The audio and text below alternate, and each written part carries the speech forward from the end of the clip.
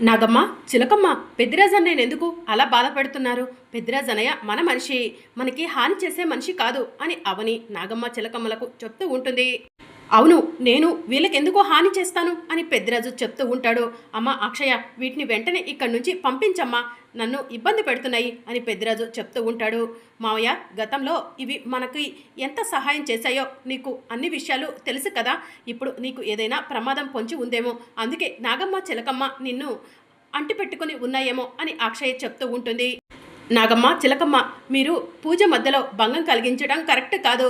పెద్దిరాజు అన్నయ్య గురించి మీరు అనుమానపడాల్సిన అవసరమే లేదు. వెళ్ళండి, పూజ సక్రమంగా ఎటువంటి ఆటంకం లేకుండా జరగనివ్వండి అని అవని చెప్పడంతో ఇక నాగమ్మ చిలకమ్మ అక్కడి నుంచి వెళ్ళిపోతాయి.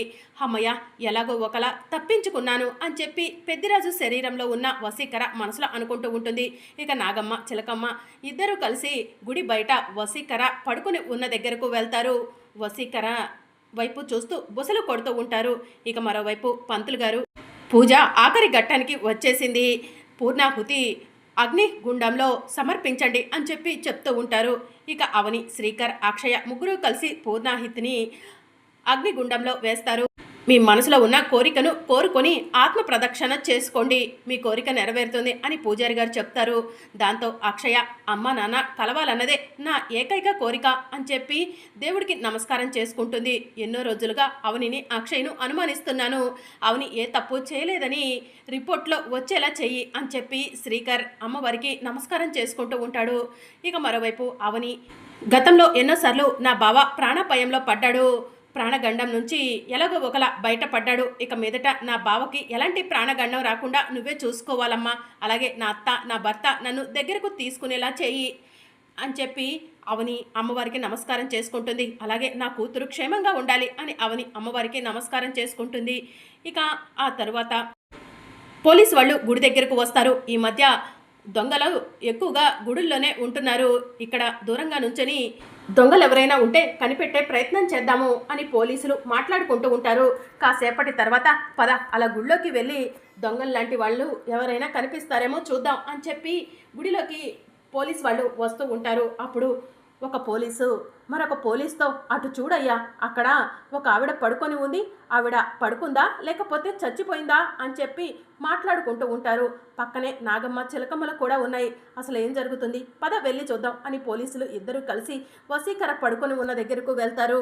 ఈవిడను పాము ఏమైనా కాటు వేసి ఉంటుందా, అందుకే ఈవిడ ఇలా స్పృహ కోల్పోయిందా అని పోలీస్ అంటూ ఉంటే పక్కన ఉన్న పోలీస్ కూడా, కాటు వేసి ఉంటే ఒంటి మీద గాయాలు ఉండాలి, గాయాలు లేవు, ఈవిడ అసలు ఎవరై ఉంటారు, ఒక్కసారి లేపటానికి ప్రయత్నం చేద్దాం అని పోలీసులు మాట్లాడుకొని, ఏమమ్మా లేవమ్మా, లే, కళ్ళు తెరువు అని పిలుస్తూ ఉంటారు. వసీకర స్పృహలోకి రాకపోవడంతో ఈవిడను పాము కాటేయలేదు, చచ్చిపోయిందా ఏంటి, ఒకసారి పరీక్షిద్దాం అని పోలీసు వాళ్ళు శ్వాస ఆడుతుందా లేదా అని వసీకరను పరీక్షిస్తారు. శ్వాస ఆడట్లేదయ్యా, ఈవిడ చచ్చిపోయినట్టుంది, ఇక్కడ అంతా విచిత్రంగా ఉంది, పాము కాటేయటం వల్ల ఈవిడేమైనా చచ్చిపోయి ఉంటుందా అని పోలీసు వాళ్ళు మాట్లాడుకుంటూ ఉంటారు. సార్, ఈవిడ చచ్చిపోయిందని కన్ఫర్మ్ అయింది, వెంటనే గవర్నమెంట్ హాస్పిటల్ వాళ్ళకు ఇన్ఫర్మేషన్ ఇద్దాము, పోస్ట్ మార్టం చేసి రిపోర్ట్ ఇస్తారు కదా, ఈవిడ చనిపోయింది ఎలా అన్నది మనకు కూడా తెలుస్తుంది కదా అని పక్కన ఉన్న కానిస్టేబుల్ ఎస్ఐకి చెప్తూ ఉంటాడు. ఈవిడ ఇలా పడుకొని ఉండటం వింతగా ఆశ్చర్యంగా ఉంది, అసలు గుళ్ళోకి వెళ్ళి ఈవిడ ఎవరి తాలూకా మనిషో కనుక్కుందాం అని ఎస్ఐ కానిస్టేబుల్తో చెప్తూ ఉంటాడు. ఇక ఎస్ఐ కానిస్టేబుల్ ఇద్దరు కలిసి గుళ్ళోకి వెళ్తూ ఉంటారు. కనిపించిన అందరినీ కూడా అక్కడ ఒక ఆవిడ పడుకుంది, ఆవిడ మీ తాలూకా మనిషా అని అడుగుతూ ఉంటారు. లేదు అని గుడికి వచ్చిన భక్తులంతా కూడా చెప్తూ ఉంటారు. మరోవైపు పంతులు గారు, పూర్ణాహుతి పూర్తయిపోయింది కాబట్టి నేను మొదట్లో చెప్పిన విధంగా బిందెతో నీళ్లు తీసుకొస్తే అమ్మవారికి అభిషేకం చేద్దురు అని చెప్పి చెప్తూ ఉంటారు. దాంతో అవని, నేను వెళ్ళి తీసుకొస్తాను పూజారి గారు అని చెప్పి అంటూ ఉంటుంది. అమ్మ అవని, నువ్వెందుకమ్మా, అక్షయ్ తీసుకొస్తా అని చెప్పింది కదా, నీకు కష్టం కలగకుండా చూడాలనుకుంటుంది అక్షయ, అక్షయ్ను తీసుకురానివమ్మా, నేను అక్షయ్కు తోడుగా ఉంటాను కదా అని పెద్దిరాజు చెప్తూ ఉంటాడు. సరే అన్నయ్య అని చెప్పి అవని అంటుంది. ఇక అక్షయ పెద్దిరాజు ఇద్దరు కలిసి బిందెతో నీళ్లు తీసుకురావడం కోసం కోనేటి దగ్గరికి వెళ్తూ ఉంటారు. అక్షయ, నీలాంటి కూతురు మీ అమ్మ నాన్నలకు దొరకటం మీ అమ్మ నాన్నల అదృష్టం అని పెద్దిరాజు అంటూ ఉంటాడు. అమ్మ నాన్నలు కలిసి ఉంటే అంతే చాలు మావయ్య, నా కోరిక అదే, వాళ్ళిద్దరూ కలిసి ఉండాలి, సంతోషంగా ఉండాలి అని అక్షయ్ చెప్తూ ఉంటుంది. దానికోసం నేను ఏమైనా చేస్తాను మావయ్య అని అక్షయ్ చెప్తూ ఉంటే పెద్దిరాజు శరీరంలో ఉన్న వసీకర మాత్రం వసే అక్షయ, నీ అమ్మ నాన్నలు ఒకటొకట కోసం నువ్వు ఏమైనా చేస్తావని తెలుసు, కానీ నేను నిన్ను పల్లెటూరులో ఉన్న శవాల కోట దగ్గరికి తీసుకెళ్తాను. నా అమ్మవారికి నీ తలను నైవేద్యంగా పెడతాను. నీ రక్తంతో నా అమ్మవారికి అభిషేకం చేస్తాను. నిన్ను ఆ పల్లెటూరి మట్టిలోనే పూడ్చి పెడతాను అని వసీకర మనసులో అనుకుంటూ అక్షయ్తో కలిసి వెళ్తూ ఉంటుంది. మరోవైపు అవని, ఇంకా రాలేదేంటి అక్షయ? కోనేటి దగ్గరికి నీళ్లు తీసుకురావటానికే కదా వెళ్ళింది, అయినా ఇంకా రాకపోవడం ఏంటి అని చెప్పి శ్రీకర్తో అంటూ ఉంటుంది. వెళ్ళి చూద్దాం బావా అని అవని అంటూ ఉంటే, పద అవని అని శ్రీకర్ చెప్తూ ఉంటాడు. అమ్మ, 12 గంటలకి ధ్వజస్తంభం నీడ గుడిలో పడుతుంది, దానికి మీరు తప్పకుండా ఉండాలి, అదే మీకు మంచి జరుగుతుంది అని పంతులు గారు చెప్తూ ఉంటారు. సరే పంతులు గారు, నా కూతురు అక్షయ్ను పెద్దిరాజు అన్నయ్యను తీసుకొని నేను 12 గంటలకల్లా ధ్వజస్తంభం దగ్గరికి వచ్చేస్తాను అని చెప్పి అవని అంటుంది. ఇక అప్పుడే పంతులు గారి దగ్గరికి పోలీసు వాళ్ళు వస్తారు. నమస్కారం పంతులు గారు అని పోలీసు వాళ్ళు చెప్తూ ఉంటారు. నమస్తే సార్, ఇలా వచ్చారేంటి, డ్యూటీ పని మీద అని పూజారి గారు పోలీసుల్ని అడుగుతూ ఉంటారు. అవును సార్, గుడి బయట ఒక ఆవిడ స్పృహ లేకుండా పడి ఉంది. ఆవిడ రోజు మీ గుడికి వచ్చే భక్తులేమో, ఒకసారి వచ్చి పరిశీలిస్తారా అని చెప్పి అడుగుతూ ఉంటారు. మా గుడి ముందు ఇలా జరిగిందా, మాకు ఈ పాటికే ఇన్ఫర్మేషన్ రావాలే అని పంతులు గారు అంటూ ఉంటారు. ఒకసారి బయటికి రండి పంతులు గారు అని పోలీసు వాళ్ళు పిలుస్తూ ఉంటారు. సరే పదండి అని పంతులు గారు అంటారు.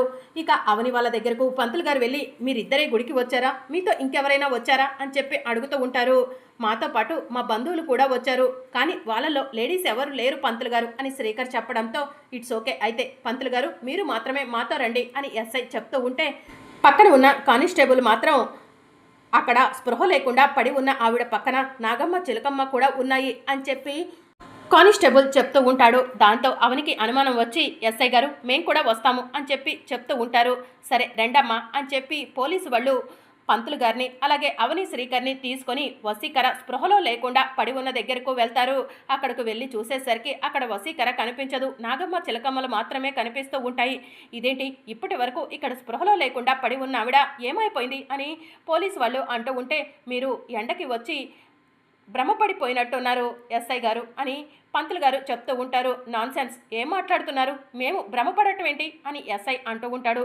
నాకైతే ఏమనిపిస్తుందంటే ఎవరో గుడికి వచ్చినట్టున్నారు, ఎండకి స్పృహ లేకుండా పడి ఉంటారు, కాసేపటి తర్వాత మేలుకు వచ్చి ఉంటుంది, వెళ్ళిపోయి ఉంటారు అని చెప్పి అవని అంటూ ఉంటుంది. మీరు చెప్పింది కూడా కరెక్టే అయి ఉంటుంది మేడం, సరే మేము ఎంక్వైరీ చేస్తాము, ఆవిడని చూస్తుంటే ఒక క్రిమినల్ లాగా అనిపించింది అని చెప్పి పోలీసు వాళ్ళు అవనికి చెప్తూ ఉంటారు. సరే సార్, మీ ఎంక్వైరీలో ఆవిడ గురించి ఏమైనా తెలుస్తుందేమో చూడండి అని చెప్పి అవని అంటుంది. సరే మేము బయలుదేరుతాం అని పోలీసు వాళ్ళు అక్కడి నుంచి వెళ్ళిపోతారు.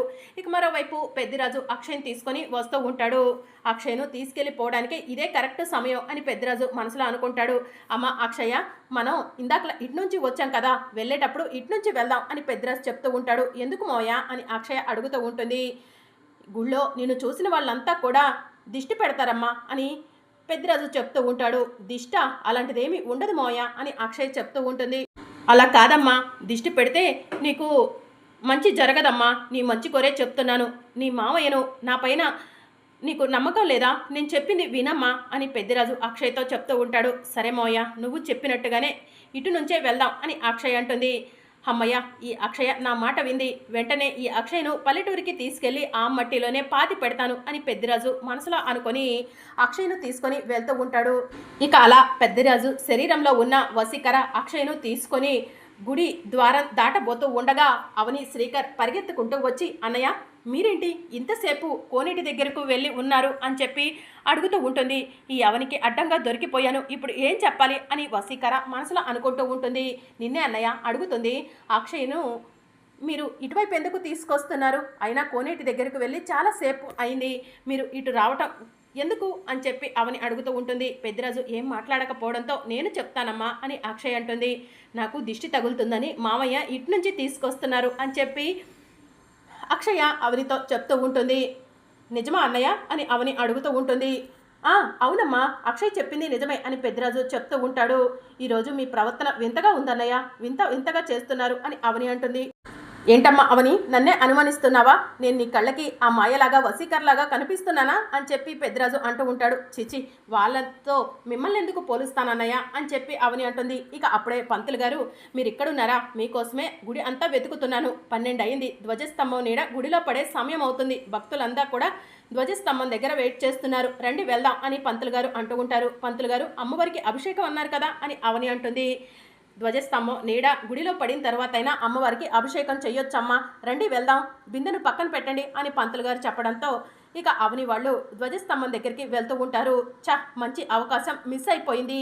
ఈ అక్షయ్ను నేను ఎలా తీసుకెళ్ళాలి అని పెద్దిరాజు ఆలోచిస్తూ ఉంటాడు. నేను ధ్వజస్తంభం దగ్గరికి వెళ్లకుండా ఉండాలి. ధ్వజస్తంభం దగ్గరకు వెళ్తే ఆ నీడ నాపై పడితే నా శక్తులన్నీ పోతాయి అని చెప్పి పెద్దిరాజు శరీరంలో ఉన్న వసీకర మనసులో అనుకుంటుంది. అవని వాళ్ళు వెళ్తూ ఉంటే పెద్దిరాజు అలానే చూస్తూ ఉంటాడు. అన్నయ్య, అక్కడే ఆగిపోయారేంటి, రండి అని అవని అంటుంది.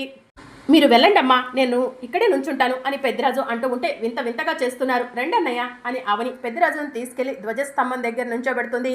పెద్దిరాజు శరీరంలో ఉన్న వసీకర కంగారు పడుతూ ఉంటుంది. రేపు రాబోయే ఎపిసోడ్లో అవని, శ్రీకర్, అక్షయ, పెద్దిరాజు అందరూ కలిసి పంతులు గారి దగ్గరకు వెళ్ళి మీ గుడిలో సీసీ కెమెరాలు ఉన్నాయా అని చెప్పి అడుగుతూ ఉంటారు. ఎందుకమ్మా అని పంతులు గారు అడుగుతూ ఉంటారు. గుడిలోకి ఏదో దుష్ట శక్తి వచ్చింది, అదేంటో తెలుసుకోవాలి అని అవని అంటుంది. రెండమ్మా, సీసీ ఫుటేజ్ చూపిస్తాను అని పంతులు గారు సీసీ ఫుటేజ్ దగ్గరికి అవని తీసుకెళ్తారు. ఇక సీసీ ఫుటేజ్లో వసీకర కనిపిస్తూ ఉంటుంది. అక్షయ్ను వసీకర తీసుకెళ్లాలని ప్రయత్నం చేయటం, గుడి ద్వారం దగ్గర అమ్మవారు వసీకర్ను గుడిలోకి రాకుండా అడ్డుకోవడం, ఇదంతా కూడా సీసీ ఫుటేజ్లో కనిపిస్తూ ఉంటుంది. సీసీ ఫుటేజ్లో వసీకర్ను చూసిన పెద్దిరాజు, ఆ రోజు మన ఇంట్లో ఓణీల పండుగకి వచ్చిన వసీకర ఈవిడే కదమ్మా అని అవనితో చెప్తూ ఉంటాడు. మరి అప్కమింగ్ ఎపిసోడ్లో ఏం జరగనుందో తెలుసుకోవాలనుకుంటున్నారా? అయితే ఛానల్ను సబ్స్క్రైబ్ చేసుకోండి.